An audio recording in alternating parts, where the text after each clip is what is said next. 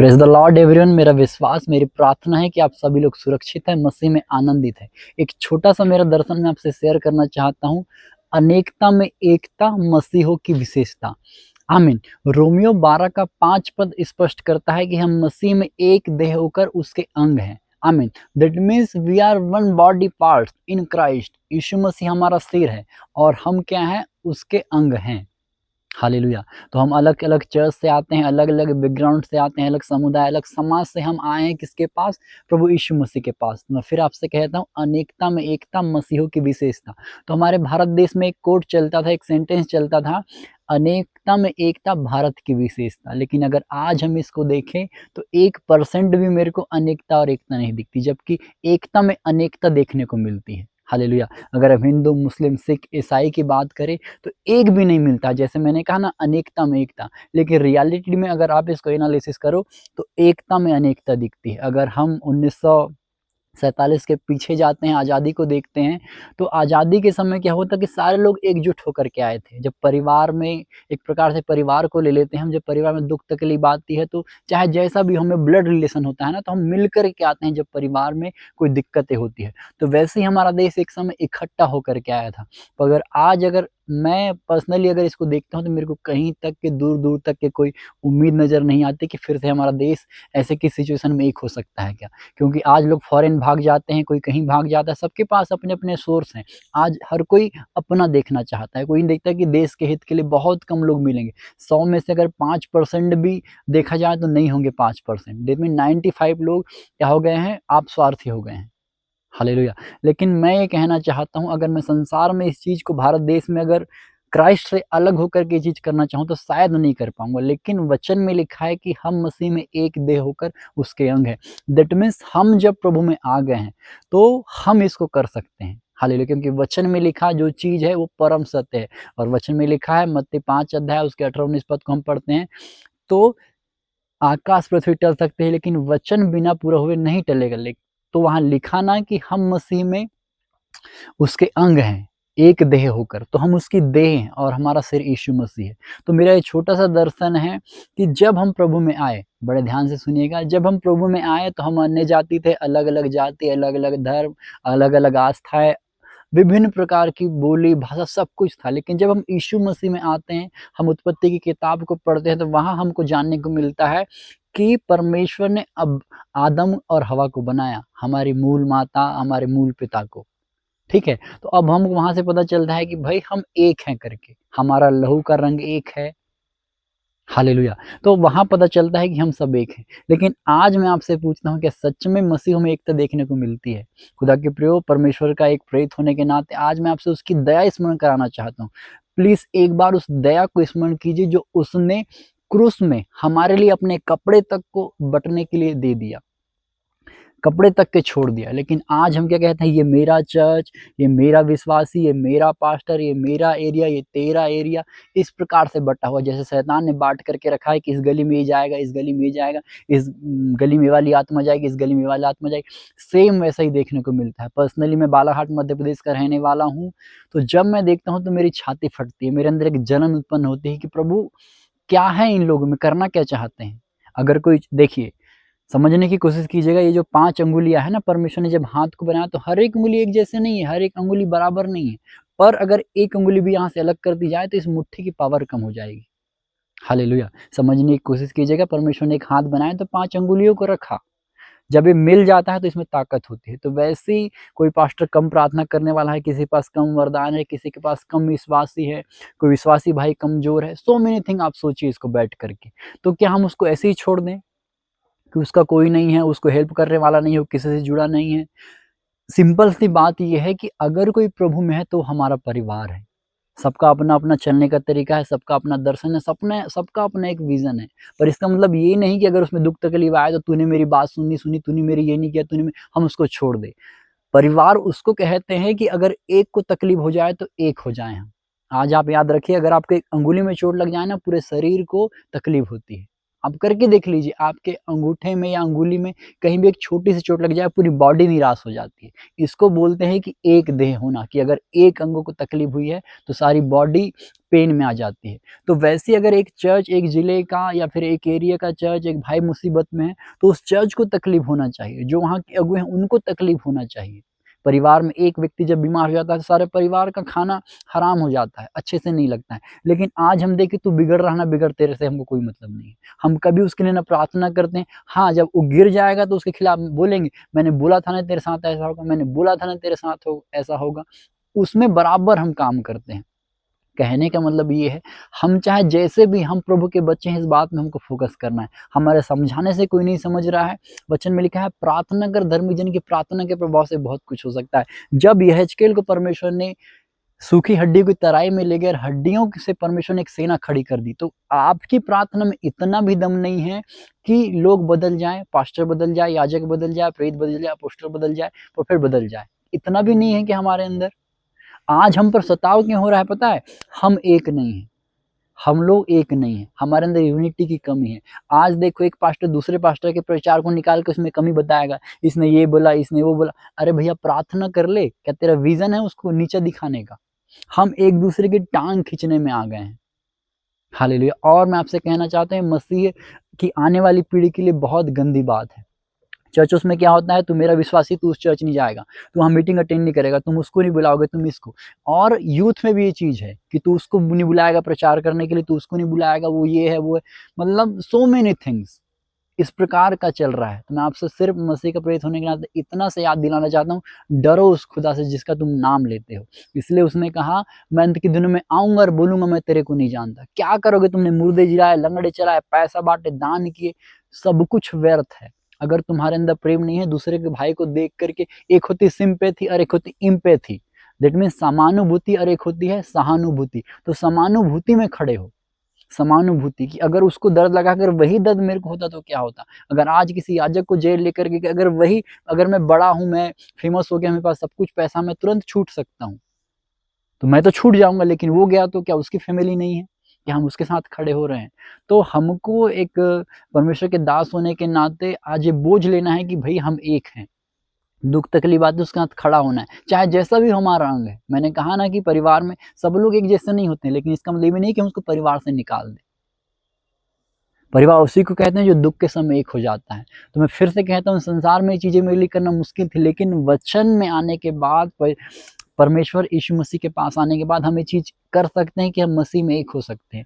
Please मैं परमेश्वर की दया आपको दिलाता हूँ याद और कहता हूँ हमको एक हो जाना है। फिर आने दो दुःख, आने दो तकलीफ़ें, आने दो सताव। वचन में लिखा है कुत्ता तुम पर नहीं भोगेगा। भोग के तो बताने दो। पढ़ लो एलीशा को, पढ़ लो एलिय्याह को। लोग काँपते थे, थर-थर काँपते थे उनसे। तो कहीं न कहीं इन सब चीज़ों के पीछे हमारा अभिषेक कम होता है और अभिषेक कम होने के कारण लोग हम पर आँख उठाते हैं। क्योंकि परमेश्वर ने तो कहा, अगर कोई तेरे को छूता है तो मेरी आँख के पुतले को छूता है।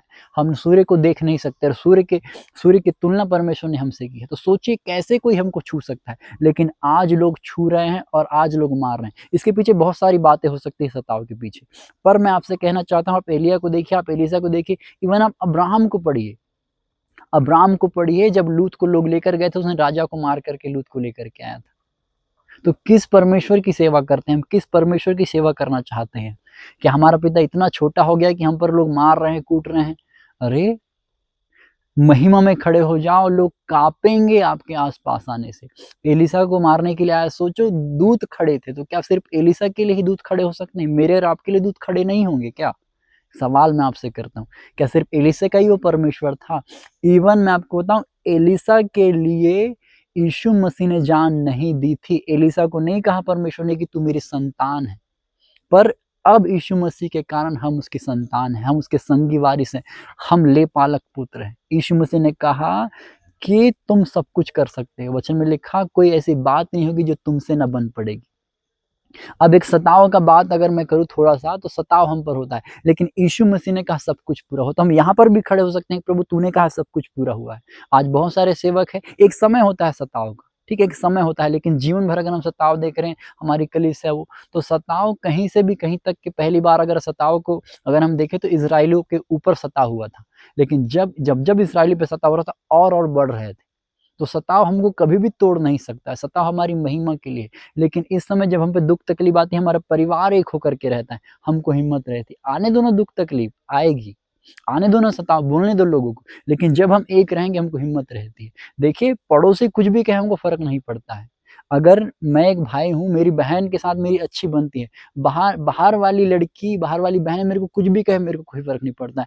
मेरे को पता है मेरी बहन के साथ मेरा अच्छा संबंध है, मेरी बहन मेरे पे विश्वास करती है। तो वैसे ही बाहर वाले मेरे को क्या कहते हैं उससे कोई फ़र्क नहीं पड़ेगा। अगर हम एक चर्च है, एक विश्वासी, हम अलग-अलग देश, अलग-अलग राज्य से हो सकते हैं, अलग-अलग देश से हो सकते हैं, लेकिन जब हम मसीह भाई-बहन एक होकर के रहेंगे दुखों में, तकलीफ में, तो लोगों को भोंकने दो ना, कुत्तों को भोंकने दो, हमको कोई फ़र्क नहीं पड़ेगा। फिर आपसे कहता हूँ, अगर हम एक हो गए ना, हमारी चीज़ें आसान हो जाएगी। हालेलुया! फिर से मैं कहना चाहता हूँ, हम कहीं से भी हैं, हम अलग-अलग जाति, अलग-अलग धर्म से आए हैं, तो लेकिन आज प्रभु का वचन मैं आपको याद दिलाता हूँ, रोमियो 12 का 5 कि हमको एक हो जाना है। तो यीशु मसीह हमारा सिर है ना, तो वो सिर हमें दिखना चाहिए, ये बॉडी पार्ट नहीं। पर आज क्या हो रहा है, हमारे अंग दिख रहे हैं, हमारा सिर नहीं दिख रहा है। दैट मीन्स हम में से हम दिख रहे हैं, यीशु मसीह नहीं दिख रहा है। हालेलुया! तो हमको ये चाहिए कि ये मेरा चर्च, तेरा चर्च नहीं, हमको एक हो जाना है। तू यहाँ प्रचार नहीं करेगा, तू उसके चर्च में जाएगा। कौन-सी बाइबल पढ़ते हो मेरे को बताओ? मेरे को भी बाइबल दो, मैं भी तो पढ़ूँ कि प्रभु ने कहाँ बोला है, कहाँ प्रेरित पतरस ने बोला, पौलुस ने बोला, किसने बोला कि तू उस चर्च में नहीं जाएगा, तू इसी में आएगा, तेरी ग्रोथ रुक जाएगी, ये वो। कहाँ लिखा है ऐसा? अधीन में रहना मैं बोल सकता हूँ कि अधीन में रहना है, पर तू वहाँ नहीं जाएगा, तू ये नहीं करेगा, तू उसको नहीं बुलाएगा। सो मेनी थिंग्स हैं और ये चीज़ें यूथ में भी आ रही है। मैं फिर से आपको मसीह के प्रेरित होने के नाते सिर्फ़ इतनी सी बात कहना चाहता हूँ, अपने सिर उठाने के लिए जगह रखो। आने वाला समय पहला कुरिन्थियों 2 अध्याय उसके 9 पद को जब हम पढ़ते हैं तो वहाँ पर परमेश्वर ने एक बात कही, उसने अपने प्रेम करने वालों के लिए एक ऐसी बेदारी रखी है जो आँखों ने नहीं देखी, जो कानों ने नहीं सुनी, जो चित्त में नहीं उतरी। वो आने वाली है। इंडिया, बालाघाट, मध्य प्रदेश, छत्तीसगढ़, तैयार हो जाओ। तो उस समय जो ऐसा कर रहे हैं, प्लीज़ अपना सिर उठाने की जगह रखो। क्या होता है पता है? तू मेरे ग्रुप का मेंबर नहीं है तो तू यहाँ प्रचार नहीं करेगा।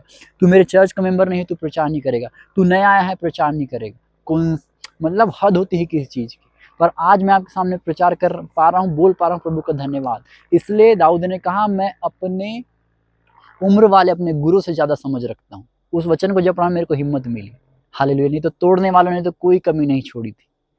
तो उम्र देख के प्लीज़, मेरी उम्र देख के, मेरी ड्यूटी देख कर के मत जज कीजिएगा।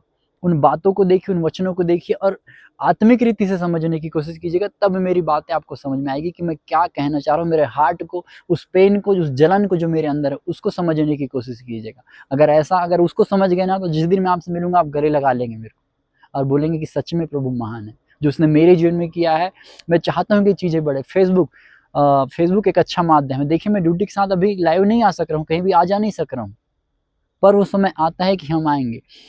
लाइव में भी आएँगे और हर जगह आएँगे। भारत का एक कोना एवं 7 कॉन्टिनेंट, मेरी प्रार्थना नहीं छूटेगा, क्योंकि वचन में लिखा है हर एक जुबान अंगीकार करेगी, हर एक घुटना टिकेगा। वचन में लिखा है बिना वचन पूरा हुए आकाश पृथ्वी टल जाए, लेकिन वचन बिना पूरा हुए नहीं टलेगा। तो उस परमेश्वर ने कहा, स्वयं यीशु मसीह ने इस बात को कही है कि वचन पूरा होगा, तो वो होगा। वचन पूरा होगा। तो वचन को पूरा करने के लिए हमको सुसमाचार सुनाना पड़ेगा। अब हमको सुसमाचार सुनाना है तो हमको एक होना पड़ेगा। अब हमको एक होना है तो हमको पवित्रता में आना पड़ेगा। जैसे वचन में लिखा है वैसे होना पड़ेगा। और फिर देखिए मज़ा आता है। मसीह लाइफ बहुत आसान है, पता है, अगर हम उसको सही से जिए तो। और हमारे अंदर एक हिम्मत होगी। तो प्लीज़ मैं आपसे इतना कहना चाहता हूँ, यूनिटी में आइए। छोड़िए ये जाति, ये धर्म, वो भाषा, ये वो सब कुछ छोड़िए। सिर्फ ये प्रचार कीजिए हम मसीह में एक हैं और हमको एक होकर के आगे चलना है। हमारा मेन काम क्या है? सुसमाचार सुनाना। यीशु मसीह ने अंतिम आज्ञा में से एक आज्ञा दिया, कहा जाओ जगत में सुसमाचार करो। ये नहीं बोला पतरस तू चंगाई का प्रचार कर। एक को ये नहीं बोला तू भविष्यवाणी का प्रचार कर। दूसरे चेले को ये नहीं बोला भाई तू खाना बनाने का प्रचार कर। चौथे को ये नहीं बोला कि तू क्या कर, पैसा को रख। ऐसा नहीं, उसने क्या बोला? जाओ जगत में सुसमाचार प्रचार करो और मैं जगत के अंत तक तुम्हारे साथ हूँ। तो यीशु मसीह हमारे साथ है, इस बात को याद रखो। आपको यकीन हो ना हो, आपको दिखे ना दिखे, याद रखिए परमेश्वर को देख और सुन रहा है। मैं फिर आपसे कहना चाहता हूँ, उसने कहा है वो आएगा और कहेगा। उसने बोला, यीशु मसीह ने बोला, मैं बोलूँगा, तुम भविष्यद्वक्ता लोगों को बोलूँगा, तुम बड़े-बड़े काम करने वाले बोलूँगा, मैं तेरे को नहीं जानता। क्या करेंगे फिर हम? एक-एक वचन हमारे जीवन में पूरा होना है। तो प्लीज़ उत्पत्ति 12:17 के एक पद में जैसा लिखा कि सिद्ध बनना है हमको, उसकी उपस्थिति में जलना है। दैट मीन्स विद्रोहियों को, जो इनको प्रभु ने कुत्ता बोला, कि एक वजह नहीं मिलना चाहिए हम पर कि वो दोष लगा सके। तो हमको सिद्ध बनना है, ब्लेमलेस, वहाँ पर एक्चुअल में जाकर के जब हम पढ़े तो सिद्ध बनना है, देव में उपस्थिति में परमेश्वर को अपने सम्मुख जान करके चलना है, उसके पास में रहना है और सिद्ध बनना है हमको। अब आप बोलेंगे मैं सिद्ध नहीं बन सकता, तो मैं कभी अच्छे से बात करूंगा कि आप सिद्ध कैसे बन सकते हैं। प्रेरित पौलुस, यीशु मसीह, पतरस, दानियल, यूसुफ, मैं इसी दुनिया में हूँ। हालेलुया। तो जब हम चल सकते हैं अच्छे से, 3 साल हो गए बिना एक गाली दिए इस गाली वाले माहौल में जब मैं चल सकता हूँ, आप स्टडी कीजिएगा फौज में कैसे शब्द यूज़ किए जाते हैं। जब मैं यहाँ सुरक्षित रह सकता हूँ, प्रभु मेरे को सुरक्षित रह सकता है, तो आप कोई दूसरे प्रभु के बच्चे हो क्या? आप कोई दूसरे यीशु मसीह, कोई बार यीशु के बच्चे तो नहीं हो कि आपसे गाली निकल जाती है, आप इंसान, आपसे गलती। भ्रम को निकाल दो। पहला यूहन्ना 4 का 7 या 17 पद में लिखा है कि हम में जो है वो आत्मा जो इस संसार में उससे बड़ा है। ठीक है, तो हमारे अंदर प्रभु का आत्मा बड़ा है। वचन में लिखा मसीह में जयवन से बढ़ करके। किस वचन को और किस प्रभु को पकड़ते हैं लोग पता नहीं। 100 बात की एक बात, अनेकता में एकता, मसीहों की विशेषता मेरा दर्शन है। तो प्लीज़ इस दर्शन में शामिल होइए, और अगर और मेरे साथ जुड़ना चाहते हैं तो आदित्य डोंगरे मिनिस्ट्री यूट्यूब में है, वहाँ पर आइए, ज्वाइन कीजिए और मिलकर के प्रभु के नाम को उठाते हैं। अपना कुछ नहीं है, क्या है ये शरीर, नौकरी, पैसा, एक दिन सब कुछ छोड़ करके चले जाना है। तो आइए उस परमेश्वर के राज्य की बढ़ोतरी के लिए काम करें। अगर आज हमारा भाई कोई छूट गया, हमारी फैमिली जिससे हम प्रेम करते हैं वो छूट गया और नरक चले गया, तो क्या होगा उसका? पर अगर आज हमने सुसमाचार सुनाया तो हम प्रभु के सामने खड़े होकर के बोल तो सकते हैं हमने इसको सुसमाचार सुनाया। बदलना नहीं बदलना परमेश्वर का काम है, और राजाओं के मन को बदल देता है। हालेलुया। तो उसका एक स्पर्श काफी है। पर ये होगा कब? जब हम सुसमाचार सुनाएंगे। तो टाइम में, जब सुसमाचार एक बीज है, तो जब हम बीज को बो देते हैं तो एक टाइम आता है वो फल लेकर के आता है। तो हमारा क्या काम है? बीज को बो देना। तो सुसमाचार का क्या काम है? हमको बीज बो देना है। तो प्लीज आइए मिल करके उस स्वराज्य के बीज को बोते हैं, ताकि नरक खाली हो जाए। हालेलुया। शैतान अकेले बैठ के रोए, खुद ही को कूटे। तो इसलिए हम आते हैं आगे। तो एक बार फिर से आप सभी का धन्यवाद जितने देख रहे हैं। मेरी आप सबके लिए प्रार्थना है कि आपके अंदर ये वचन ठहर जाए यीशु मसीह के नाम में। उसका एक दास, उसका एक नबी होने के नाते आपकी डिक्लेयर करता हूँ, आज की जितनी बातें आप सुनते हैं आपके जीवन में, आपके घर में, आपके परिवार में, आपकी पीढ़ी पीढ़ी के लिए स्थापित हो जाए यीशु मसीह के नाम में, ठहर जाए यीशु मसीह के नाम में। आमीन। आप सभी को जय मसीह की। मेरे लिए, मेरे परिवार के लिए प्रार्थना कीजिए। प्रभु की जो योजना, जो एक प्रेरिताई की सेवकाई मेरे को उसने दी है, उसे पूरा करने के लिए और इस नौकरी के लिए, नौकरी से निकालने के लिए प्रार्थना कीजिए कि प्रभु अब लाइव में लेकर के आए। इस फेसबुक के लिए धन्यवाद, प्रभु ने अच्छा माध्यम दिया कि हम इसमें आकर के अपनी बातों को रख सकते हैं। तो फिर से आप सभी परमेश्वर के दासों से, दासियों से, लोगों से सिर्फ इतना मैं कहना चाहता हूँ, प्लीज एक होइए, प्रार्थना में, आराधना में, पवित्रता में खड़े हुए, एक हो जाइए। हमारा परमेश्वर हमारे साथ है। यीशु मसीह ने कहा है मैं जगत के अंत तक तुम्हारे साथ। तो हमारे साथ है, वो अभी भी यहाँ पर है, वो मेरे को, आपको देकर सुन रहा है, उससे कुछ भी नहीं छुपा है। तो सिर्फ हमको डरना है अपने परमेश्वर से। मत डरो, सताओ खत्म होने वाला है, सारी चीजें खत्म हो जाएगी। दुनिया में एक ही चीज रहेगी, तो वह है उजियाला। वचन में लिखा ज्यों ज्यों अंधकार बढ़ेगा त्यों तो तुम्हारा उजियाला चमकेगा। तो उजियाला जब चमकेगा जब हम एक रहेंगे, नहीं तो हम आपस में फूट डालते रहेंगे ना, शैतान राज कर जाएगा हम पर। हालेलुया। तो प्लीज फूट में मत आइए, एक होइए, एक दूसरे की प्रार्थना कीजिए, एक दूसरे को समझाने की कोशिश कीजिए। वचन में लिखा एक दूसरे की उन्नति का कारण बनिए। तो आइए मिलकर के एक दूसरे की उन्नति का कारण बनते हैं। तेरा मेरा ये विश्वास खत्म करते हैं सब कुछ, हम सब प्रभु के बच्चे बनते हैं। आमीन। आप सभी को जय मसीह की। मेरे प्रभु आपको बहुत ऐसे आशीष दे। आमीन।